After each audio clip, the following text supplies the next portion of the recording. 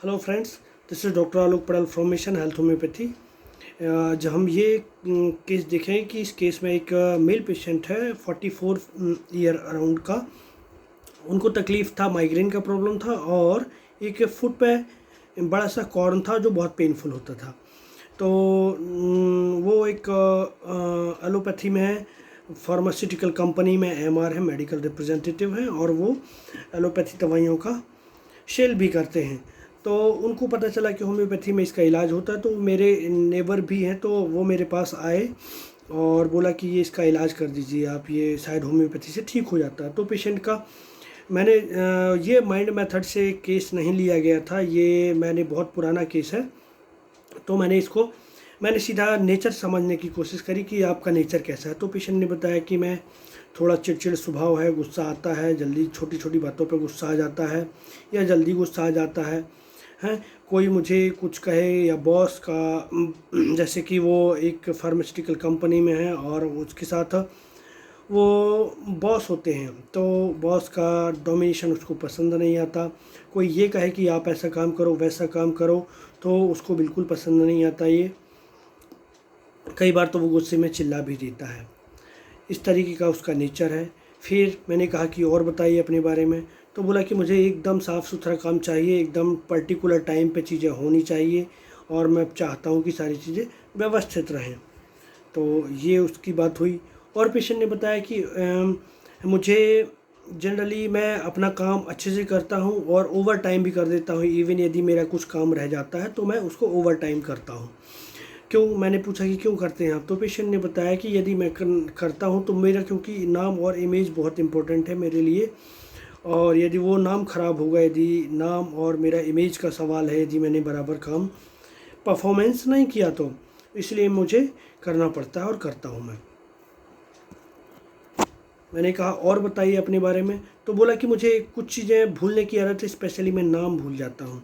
मुझे fear of height का भी डर है, फियर ऑफ ड्राउनिंग है। और पेशेंट ने ये भी बताया कि कोई मुझे रोकी टोकी करे तो वो भी बहुत अच्छा नहीं लगता मुझे, मतलब उतना पसंद नहीं आता। और एक उसने इंसिडेंट शेयर किया कि एक बार क्या होता है कि मेरे को, मतलब किसी दूसरे की गलती कहीं और थी, लेकिन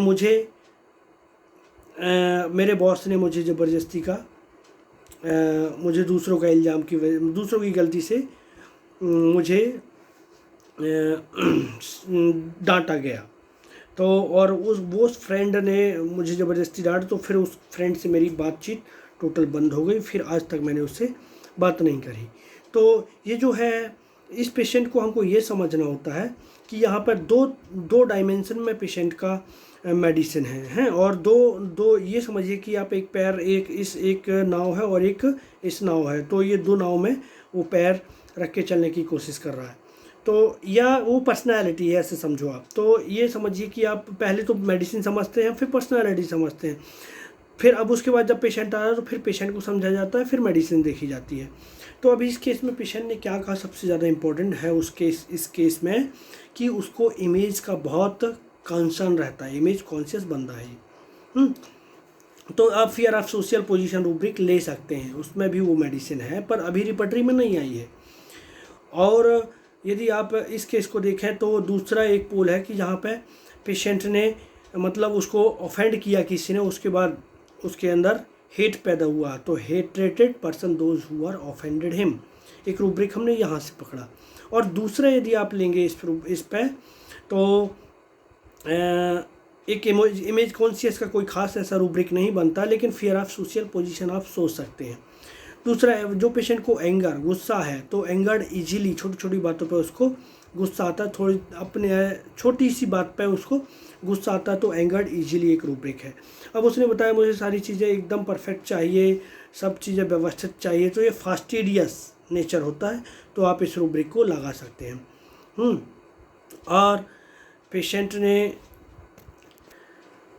एक बात और कही कि जब मुझे कोई बार बार बोलता है तो गुस्सा आता, वही हाँ, केस में मैंने मेंशन नहीं किया अभी, पर केस में ये भी था कि पेशेंट को कोई बार बार रिपीट करे तो गुस्सा आता है। तो ये रूब्रिक है हमारे पास, क्या, anger answer when obliged to. ठीक है। और एंगर कंट्राडिक्शन फ्रॉम, कोई रोक टोक करे तो गुस्सा आता है। और एक और रूब्रिक था हमारे पास, फॉरगेटफुल स्पेशली नेम, तो उसको नाम भूल जाते हैं। तो एक शेड हमारे पास मिलता है यहाँ पे, आप सभी को समझ आ गया होगा कि नेट्राम्यूर। तो पेशेंट को हमने नेट्राम्यूर दिया था 30 और 201 तक गए थे हम, पर पेशेंट को बहुत अच्छा रिस्पॉन्स नहीं आया, उसके कॉर्न और माइग्रेन बना रहा। इसके बाद हमने पेशेंट को देखा और बराबर से हमने उसका स्टडी किया। तो जैसे पेशेंट ने बोला कि मुझे इमेज कॉन्शियस, इमेज का बहुत ज़्यादा कंसर्न रहता, तो हमारी जो मटीरिया मेडिका है उसमें इमेज कॉन्शियस मेडिसिन एक ही, बहुत ज़्यादा जो इमेज कॉन्शियस रहते हैं वो है सिलिका। तो इस पेशेंट को फिर हमने सिलिका चूज़ किया था, नेट्रम सिलिकेटा, क्योंकि इधर नेट्रम का कॉम्बिनेशन था और दूसरी साइड पेशेंट नेट्रम और सिलिकेटा का कॉम्बिनेशन लिए घूम रहा था।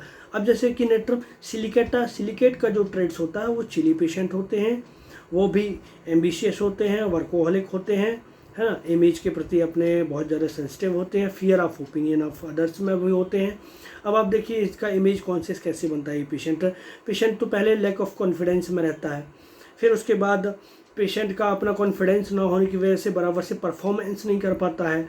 जब परफॉर्मेंस नहीं करेगा तो उसके पास रिजल्ट क्या आएगा, रिजल्ट पुअर आएगा। अब रिजल्ट पुअर आएगा तो लोग उसको सेंसिटिव टू ओपिनियन या फियर ऑफ ओपिनियन में चला जाता है, तो लोग क्या कहेंगे मेरे बारे में।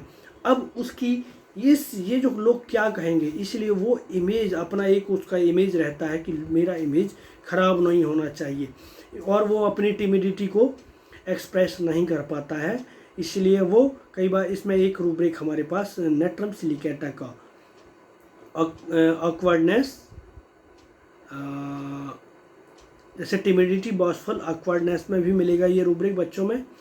और भी रूब्रिक हैं इसके, मुझे बराबर से याद नहीं है, जो नेट्रम सिलिकेटा में और भी बहुत सारे रूब्रिक्स हैं जो नेट्रम सिलिकेटा को कवर करते हैं, बट इस केस में वो सारे रूब्रिक नहीं थे। तो जो हमने इस केस में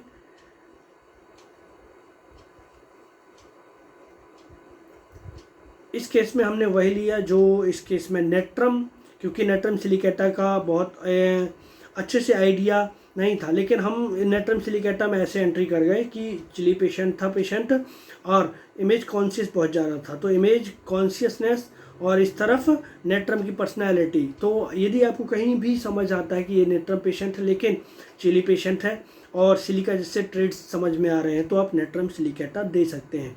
this is kind of synthetic prescription, जहाँ पे हम दो मेडिसिन को क्लब करके प्रिस्क्रिप्शन बनाते हैं। तो ऐसी कई जगह मेडिसिन हैं, कई सारे नेट्रम कार्ब हो गया, इनके खुद के पर्सनल रूब्रिक हैं, but they are less proved remedy, और जिसमें आपको बहुत सारे रूब्रिक्स देखने को नहीं मिलेंगी।